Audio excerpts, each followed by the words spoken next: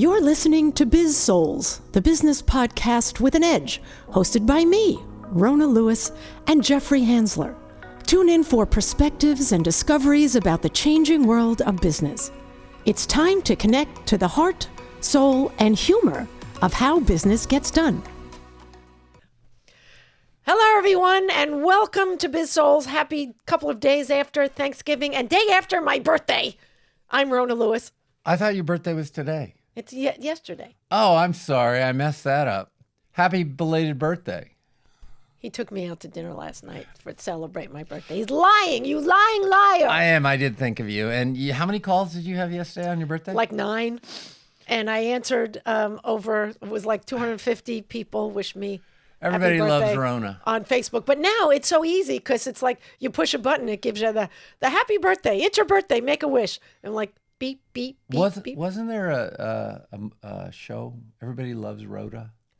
Everybody loves Raymond. Raymond, that was it. I knew it was an R.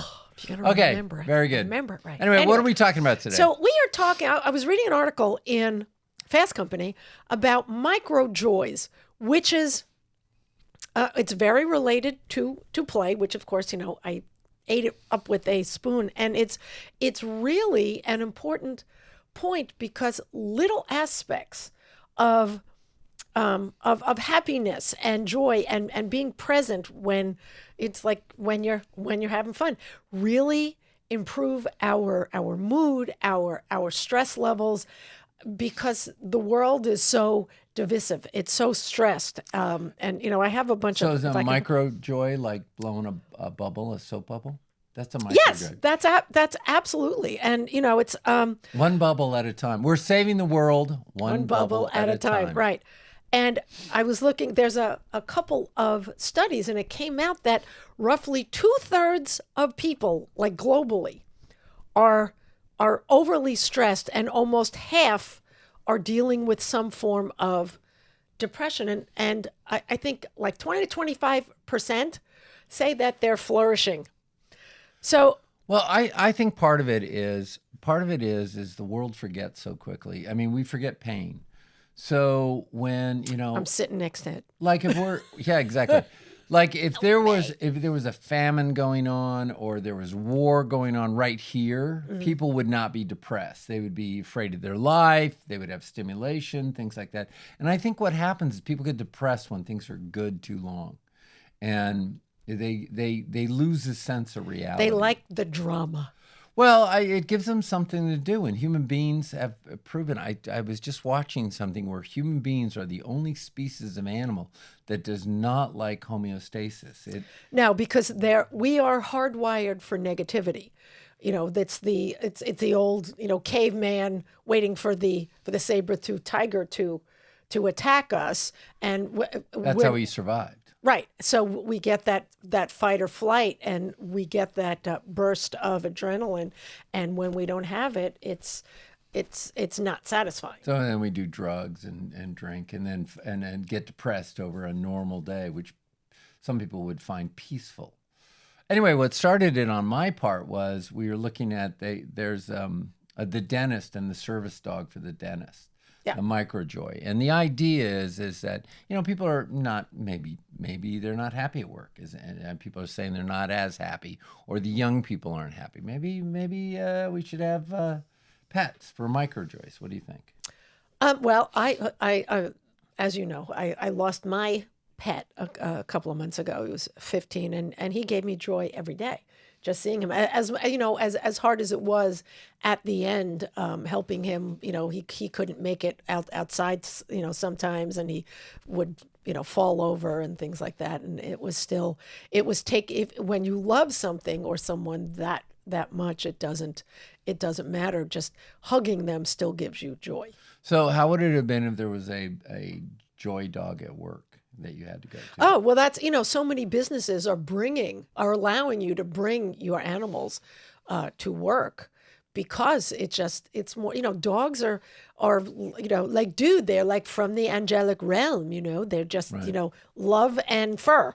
And they just, they don't, there was a a psychologist did a TED talk on why is it harder to lose pets than people? Because pets give you unconditional love. I'm sorry, pets and parents. What did I say? Did I say parents? No, you left parents out. Yeah. So it's why is it harder to lose pet than a parent?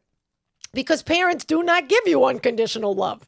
And having Jewish parents, I know that, I think we should find somebody to blame for no joy in the workplace. I think those people that have killed all. It's you can't the old do pranks, school. They just suck it out. You can't tease. You can't prank. You can't flirt. You can't. All the joys have been taken out of work. Yeah, when we were at work, I mean, for me, when I was a salesperson in New York and in Florida, selling advertising, we knew that we were just teasing, and we would be a little edgy and things like that. And people now are like, oh, I have to tell HR, suck it up and have fun, play a little bit more. Exactly. We're also worried about being proper. We have lost our joy and just sense of being in the moment.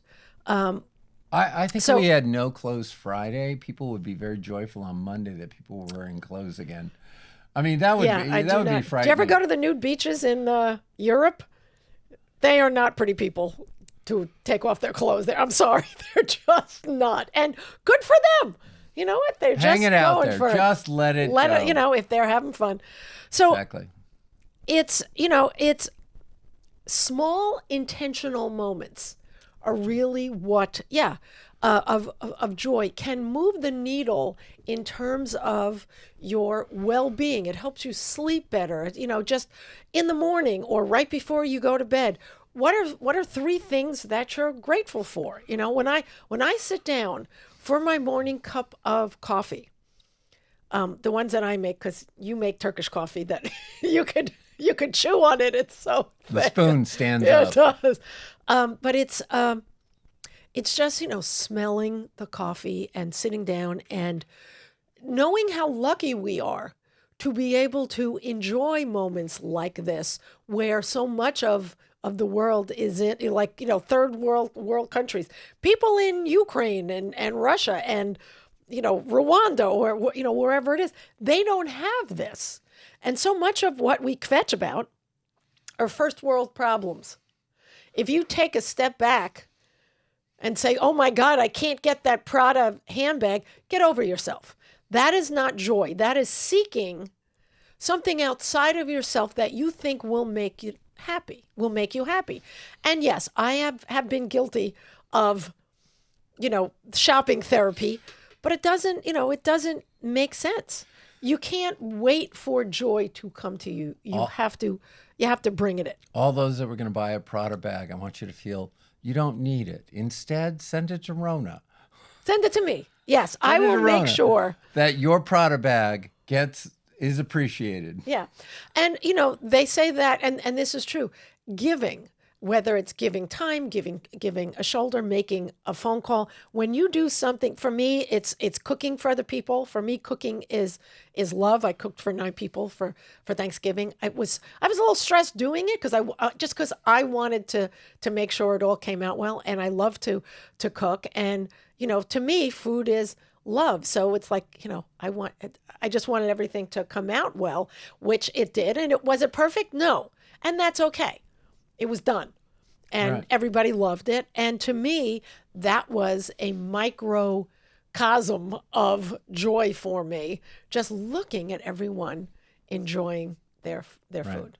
Well, and it we're talking about joy. It's also about happiness too. What was the thing we just saw about the story about the professors that everybody write your name on a balloon, and oh yeah, they put it out in the hallway and say you have 1 minute to find your name in your balloon, and they couldn't find it. And then he said, okay, now go back out, do it again. Only this time, whoever's balloon you find find it and get it to them. And then all the balloons were given to the right owners within a minute time. And the idea is that's happiness. If you seek happiness for yourself, you can't get it. Happiness is really in providing for somebody else or giving to somebody else, and that's what you're just saying, which is really good. Well, I'm gonna, I agree that's a good way to get happiness, and I think we have to reach for positive emotions, and it goes back to related to, the fact that play is based in positive psychology. It's flipping your mindset into what good can I do and what good can I find? Right. Where can I find joy in my day? Where, so, and it's as opposed to, oh, this day's going to suck. It's, you know what? There is good here. I can find it. Yeah. And then it's like, let's play with this. Let's make it a challenge. What's interesting is it seems the world has let negative people take over. We've got the protesters out protesting whatever the hell they're protesting. And they're just making everybody's life miserable. What'd you say? That they did a thing at Home Depot and they bought a 17 cent. And then returned it. Right. So they're just trying to make other people miserable. And the same thing is going on at work. You can't crack a Unless joke. you wore those blow-up suits. Remember that everybody was in like a dinosaur suit when they were, or a turtle. But that was still, just funny. That was funny. No, but for whom? For the ice people? For what? So here's the thing. It was funny.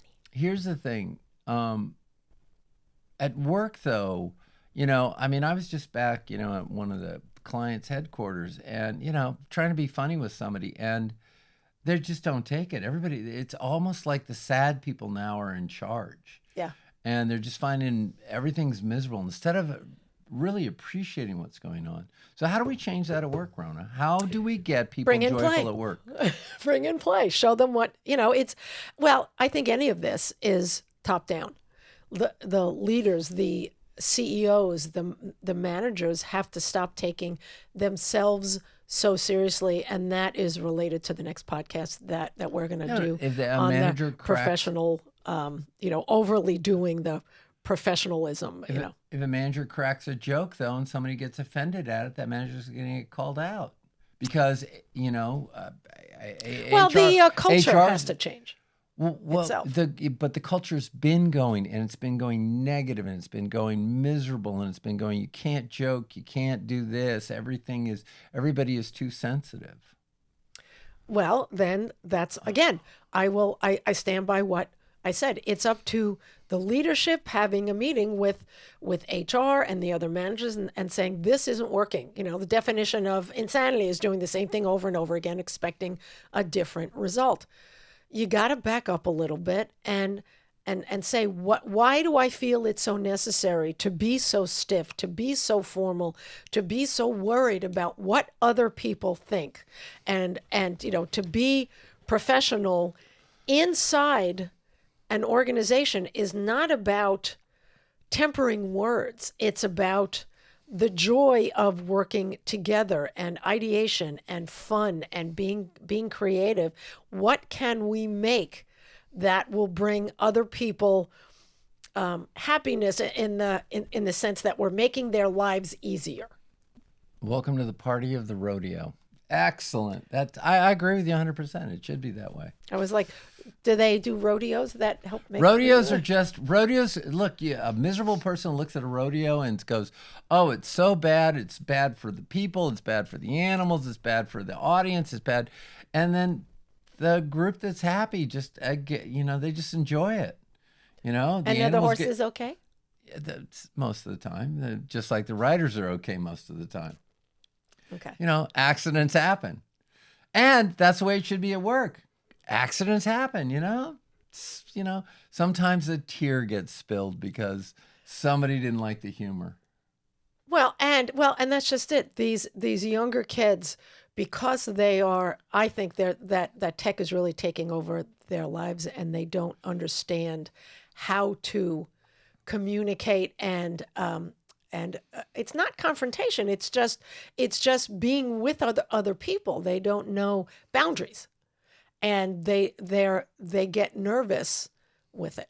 So yeah. I think that's we have to. I think joy can be taught. I think it should. I think it'd be followed by example, like you said. Yeah. Leaders, we should just lighten up, and have fun with it. Yeah, really, and joke about it. So lighten up, people. Yeah, lighten up. Then the people that can't laugh, get rid of them. Right. They just don't belong. They don't belong in the culture. Exactly. All right. Boy, that was positive. So get over it and laugh. Do something fun. Do something joyous. Find something that brings you joy. Like for me, if I'm working hard, I will step away from my computer and I color or I draw. I do a little art. That makes me happy. Or I cook something, which is creative. Yeah, exactly. So, and that's what makes me happy. So what makes you happy? Surfing, getting in the water. That makes me happy. This makes you happy, getting this done. We got one done. Hey, let's call it quits. Let's put a needle in it. Okay. A needle in it? Is that a pin? Yeah, a pin. A pin, a needle. One just longer than the other. That's okay. All right. That is it for us. I'd love to know what makes your joy every day. What's your micro joy? And it would make us happy and bring us joy if you would hit that little bell, subscribe. It really helps our numbers, and comment, evidently more than 7 words. So make stuff up. Be a little vociferous. I don't know if you can be vociferous in your writing, but just write 7 words, even if it's the same word 7 times. Yay, yay, yay, yay, yay. Thank you. All right. Thank you. That's it. This has been Biz-Souls. I'm Rona Lewis. I'm Jeffrey Hansler. We'll see you next time. Bye. You've been listening to the Biz-Souls podcast with your hosts, Rona Lewis and Jeffrey Hansler. Did you have fun? Subscribe, rate, and leave a review. It's very much appreciated. Talk to you next week.